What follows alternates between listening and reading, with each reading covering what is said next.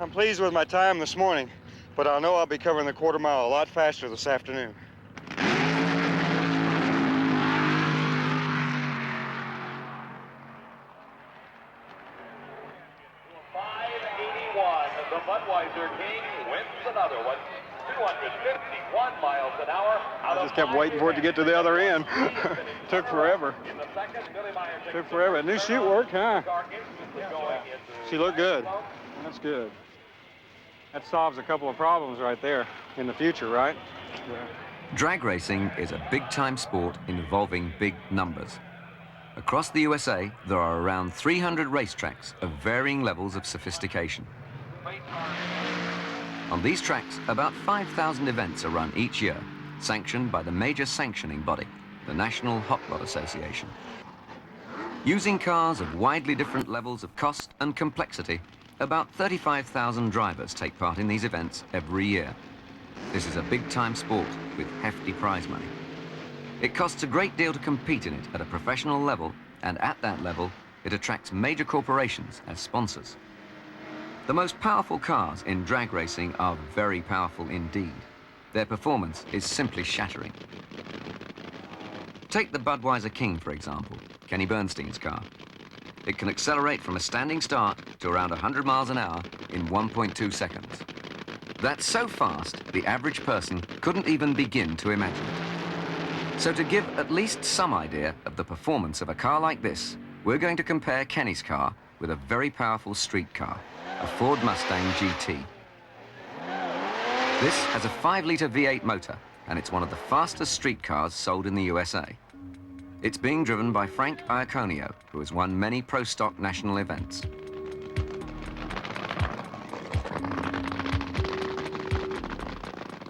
And here they go.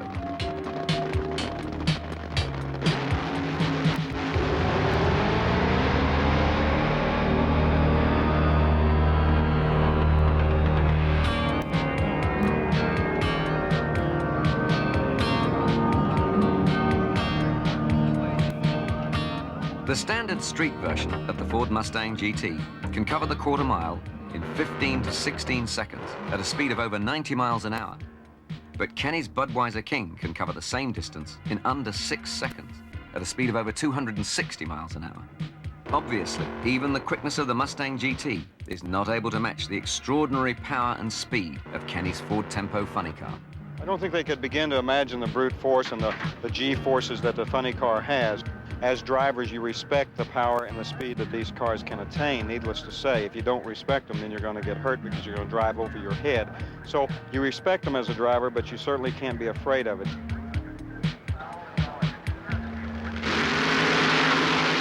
Drag races are elimination races.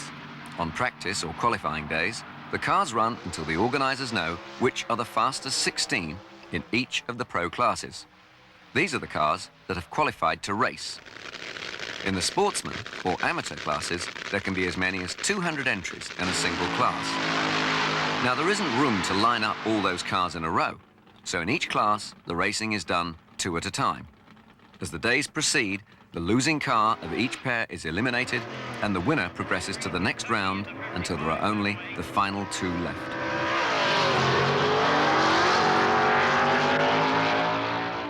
Timing in drag racing is to hundredths of a second. This is necessary because the elapsed time, the time the cars take to cover the standing quarter of a mile, is so short that tiny fractions of a second can make a loser or a winner. All timing is electronic, and since hundredths of a second do count, a special system of lights known as the Christmas tree has been developed to make sure each car gets a fair start. Drag racing began in Southern California in the early 50s and was an organized version of racing on the public streets against your friends at night. That era is well remembered by a man who has won many national events, Connie Coletta. You know, I had friends got killed on the street going too fast with the vehicles, and no safety equipment at all, no helmets, no nothing, no roll bar cages, and, you know, just get on a 2-lane road and do your thing, and one car lose another one. It was always at night because the police and the neighbors were all out during the day. You didn't want no tractor pulling across the road in front of you. So that's pretty much how that ended up. The early tracks were local airstrips closed for the afternoon. 30 years ago, this was an unsophisticated sport with many of the cars closely related to street cars. Well, when we started out, all there was just open frame cars, you know, 4 wheels, no body around you, no roll bar around you, you just sort of hung on and done your thing with it. We didn't have fire suits, we didn't have seatbelt conformity, we didn't have the quality of the material, the 5-point cage that the vehicle that you set into, what we call a bathtub, which is the vehicle crashes, it breaks away here, breaks away up there, and sort of contains you. I crashed about 10, 12 years ago, and I ended up at the other end of the racetrack sitting in this bathtub. Everything else had disappeared and was gone. The original drag races were started by a flagman.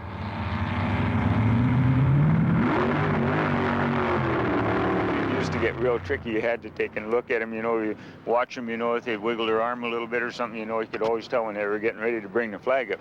And boy, just as soon as they wiggled their arm or batted an eye or anything, they just hammered it right there. By the 1960s, the sport looked something like it does now. In the search for extra traction, tires had lost their tread and grown wider.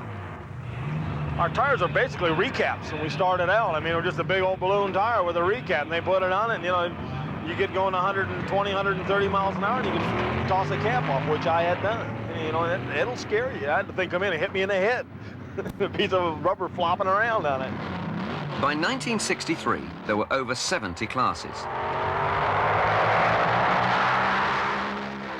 Parachutes were being used to stop the cars. The first airfoils appeared. What we now call funny cars were first seen in the mid-60s. They were stock cars with the axles, engines, and drivers moved to improve the weight distribution. This made them look funny, and the name stuck. At this event alone, there's a total of 302 non-professional entries. Drag racing needs a multiplicity of classes so that it's open to a huge range of people at different levels according to the skill and finance they have available. The biggest division between the classes is that between the sportsman and the pro classes. Top of the pro classes in NHRA are the top fuel dragsters and funny cars.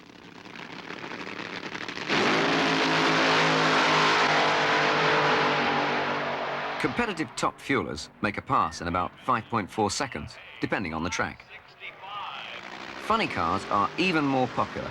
They have 500 cubic inch supercharged engines. Their bodies have to be based on the outlines of 1980 or later production cars. Underneath, of course, they are pure racing car. And they make a pass in around 5.6 seconds, reaching over 260 miles an hour. Pro stock cars look more like the car you drive. They have to be based on North American-built cars with a wheelbase of over 92 inches. But their engines have to relate to production engines. The bodies have to be the original steel ones, although they can have some fiberglass sections like the hood. In cars like these Ford Thunderbirds, the location of the engine and of the driver all have to be almost exactly as in the street car they're based on. That's why they look like the car you drive.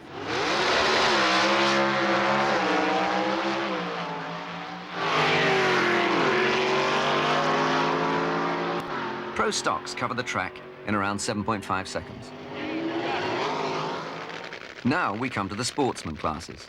There are no less than 22 listed in the NHRA rules. The quickest sportsman class cars are the top alcohol dragsters.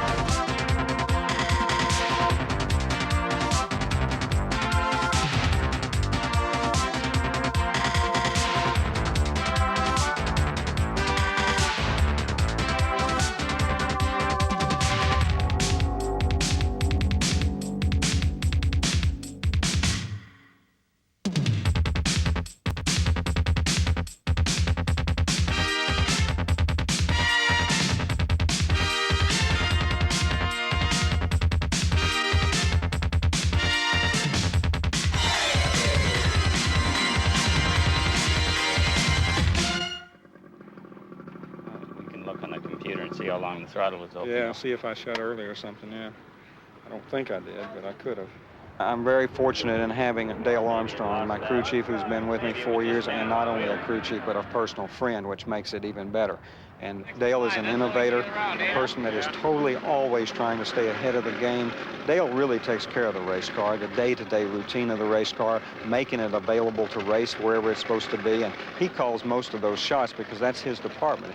And he has 4 people working with him, but his right-hand man is Jeff Scarp. And Jeff's just another miniature Dale Armstrong in a lot of ways. A real thinker, a workaholic type person, just loves racing. And that's the kind of person you got to have, is someone that's really dedicated in the hours that it takes to do this sport, up to 80 hours a week in some instances during the season. They share rooms with each other at motels. They go to breakfast together. They go to lunch together. They go to dinner together. A lot of time together. That's very difficult when you put 4 individuals with 4 personalities together for 7, 8 months on the road. And it takes a special individual that really wants to do it. That's the key. They have to want to do this sport in order to make it happen for themselves and be happy with it. And then they have to be able to want to win all the time and fight for that inside their own minds and thoughts and be behind the team and the driver, where we all have the ups and downs together. It's a team effort.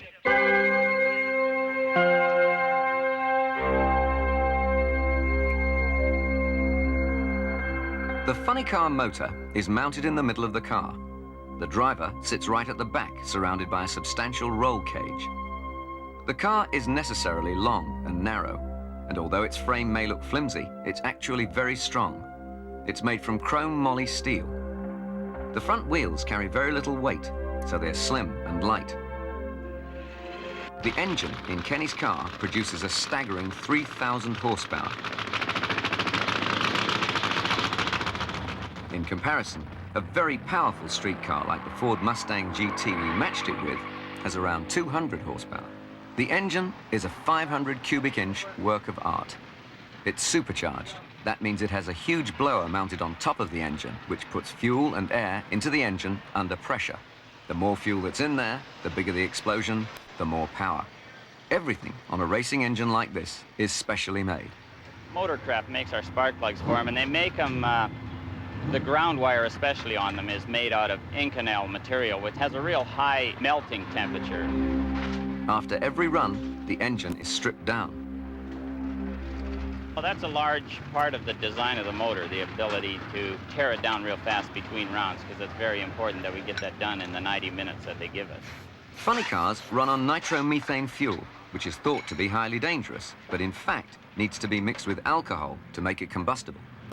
We dilute it with alcohol or methanol to a level that we want, and the level is decided basically by the type of engine you're running, the compression, the rear end gears, lower pressure, blower speed, etc. Right now we're mixing 94.5%.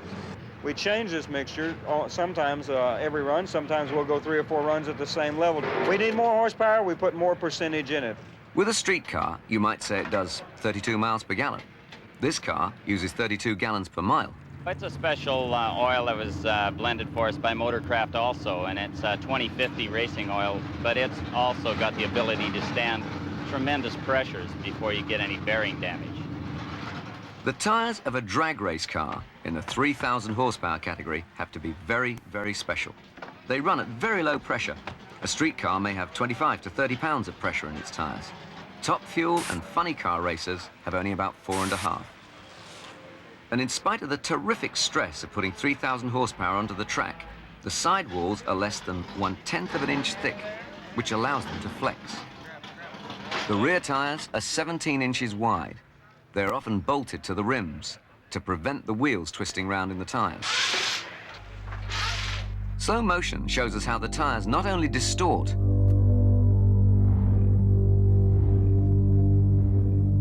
but also actually grow in diameter.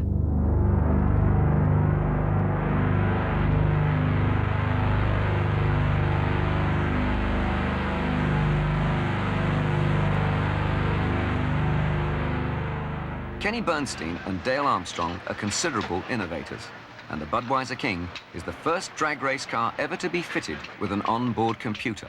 We've been working on it for about 2.5 years, trying to make a computer live in that environment, and it's been very difficult, but we have accomplished it now, and the computer has been a real big help to us this year. We monitor engine RPM, shift points, we monitor the fuel delivery system, we monitor blower pressure, we monitor drive shaft speed, and in the near future we'll probably be putting a fifth wheel on the car, which will take a mile-per-hour reading every 5 feet as we go down the course, which will be another big help to us. This car is the first drag race car to have a body designed with the aid of a wind tunnel. The process started by Kenny selecting the Ford Tempo body as an outline. The street Ford Tempo is an efficient car aerodynamically, so it makes an excellent basis. Ford provided that for us so we could go in and spend some hours in there, and it gave us a lot of ideas. And then from what we learned in there, the speed of the car went up dramatically. Before that, we didn't realize how important that was, because you think, well, we're only going a quarter mile, but these cars will go from 0 to 100 miles an hour in about 200 feet, so you're already going, the large majority of the track, you're over 100 miles per hour, so the aerodynamics really do come into it. And the reason we use the carbon fiber is, first we were trying to get the car lighter, obviously, and that saved us about 35 to 40 pounds. The other thing is, in the wind tunnel with the old fiberglass bodies, you'd get it up to speed and the bodies would start collapsing and going into like a Coke bottle shape and so forth. And the carbon fiber being stronger enabled us to build the car lighter but still make the body rigid so it would maintain its aerodynamic form even at speed. And as a direct result of all these developments, the Ford Tempo funny car was the first to break the 260-mile-an-hour barrier. The rear spoiler is especially important in drag racing. Well, that's to give us downforce as the car gains speed, and that's a very important part of the car. In fact, I think we're still just in the infant stages of getting that figured out. It's going to change drastically, I think, in the next year or two within the limitations they put on us, but we are going to find ways to download these cars even harder. And when we do that, you're going to see speeds increase again, because we're getting tire slippage in high gear quite a bit now. In the funny car racing, it's a little difficult when a fire occurs because the body is made out of fiberglass, carbon fiber, and it burns very easily and very quickly. So consequently, I wear everything that Simpson makes, everything in the world. I do wear the hood, I wear the underwear, shirt, and I wear the pants and even the socks. So I cover up as best I can. And then, of course, the helmet, which is a fully approved helmet. All the lining on the inside is fireproof. The visor is also fireproof, and certainly gloves. And then the fire suit, which is minty multi-layers thick, probably 12 layers thick. The driver has a full safety harness to keep him in his seat and in control. In drag racing, the actual track surface is of vital importance. You really have to stay on top of the track. The track can change drastically. Sometimes it gets a large amount of rubber buildup and then it starts pulling off and rolling up. So you have to really watch each lane as that's happening, because one lane will be good, another one will be starting to do that. So if we're going to race somebody where we think that they would be more critical in the other lane, but we think we can get down the one that isn't so bad, we'll deliberately put the other car in the other lane if it's our choice. You can't just start up a car like this and race it.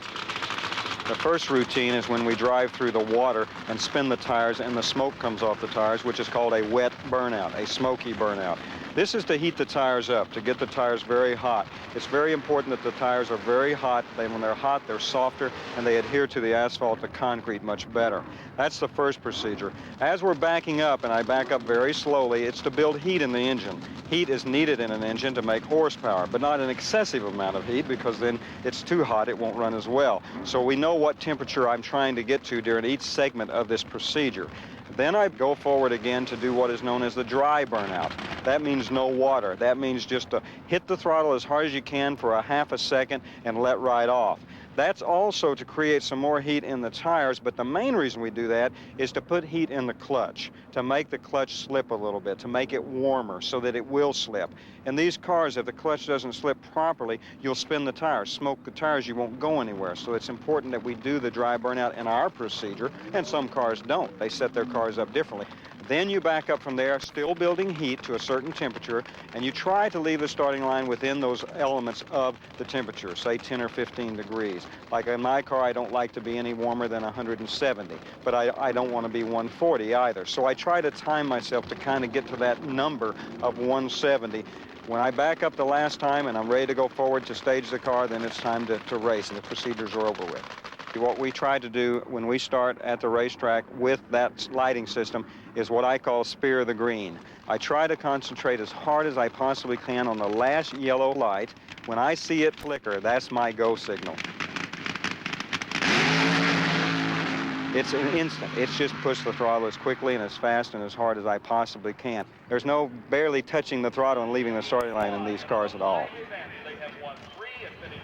I've been asked many times, do you have time or do you breathe during a run down the quarter mile? I can't answer you. I don't know.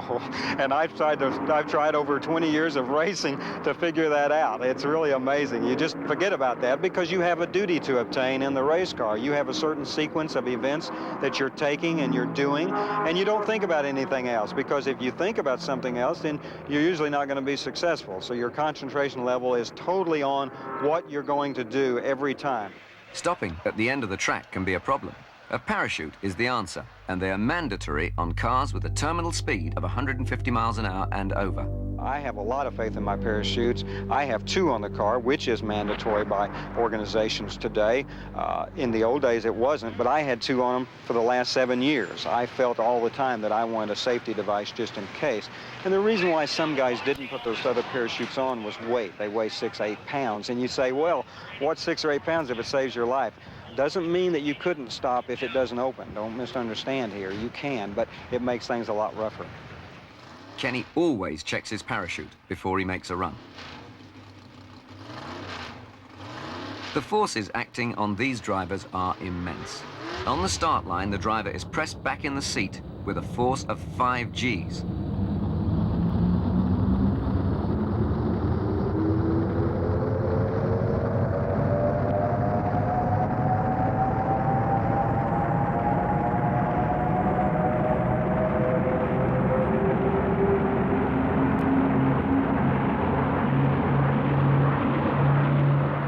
This eases to 3 Gs toward the end of the track, and then the huge braking power of the chute turns it into a 5 Gs deceleration. The only other people to experience stresses like these are astronauts or jet fighter pilots. The first round in our form of racing on Sunday when we go for the money is probably the hardest round because that's the one that starts the day for you. But if I am a little nervous, it is because of the first round, because it's the first one of the day. And you know if you get beat, you're going home, and you don't want to go home. You want to stay. You want to have fun all day. I don't feel as much pressure really in the final round as I do in the first round. And that seems strange because you'd say in the final round it's for all the marbles, all the money, all the glory. But I've never felt as much pressure in that round really as I have in the first. The sponsors like funny cars because they can get the identity on the side of the car. It's a full-bodied car. It resembles a Ford Tempo or a Mustang, and that's what they're looking for. They like that identity. And the public likes the funny car most because they can identify with the fact that it is a car. No, they can't go buy it on their showroom floor, but they certainly can look at it and know that it's like their Thunderbird or like their Tempo that they're driving on the street and identify and relate to it. You have to be fit to stay at the top in drag racing. Kenny Bernstein works out regularly. We're only in there for 2 minutes 45 seconds worth of time, and there's no 2 or 3 hours of going around 500 miles where you physically are manhandling the car. I don't think it's necessary in drag racing to be physically fit. I do think, however, that if you are physically in pretty good shape, if you do have a routine, it helps you just feel better. And when I feel better, I tend to drive better. I think anyone would do that. It relaxes me. It takes me away from the day-to-day pressures of what is going on at the racetrack, with the sponsors, with the PR, with everything that you're surrounded with day to day. It's kind of your little escape that you can go and exhaust your energy and exhaust your muscles, and it makes Kenny feel better. I like it a lot. I have more weight than I used to. Kenny is a winner, and to win at this sport, you need a special mental approach.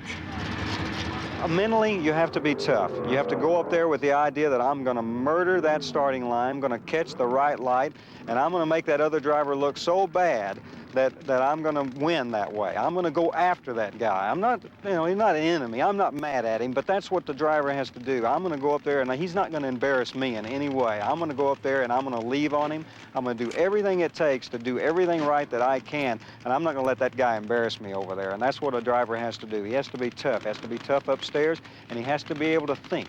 under pressure. He has to be able to adjust his abilities down the race course to what is called for at that time. You just can't go in and put the foot down and hang on. It doesn't work. What if you're going sideways? You got to know when to lift. You got to know when to get out of the throttle and what to do to keep the car under control. You got to drive with your head. You got to think. At the same time, you got to be tough.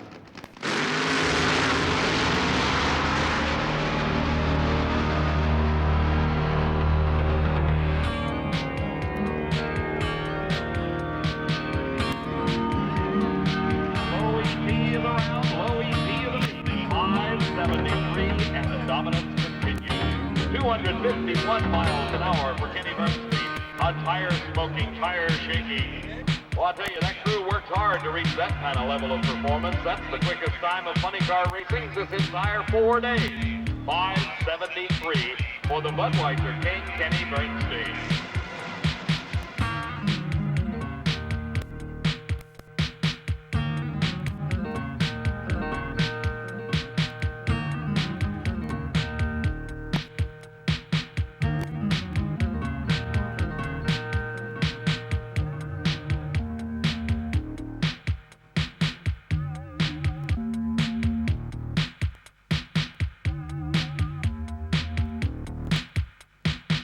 It just went like that, and it just started wanting to go this way, and I just, whatever. It wasn't a big deal. It could have been, I guess.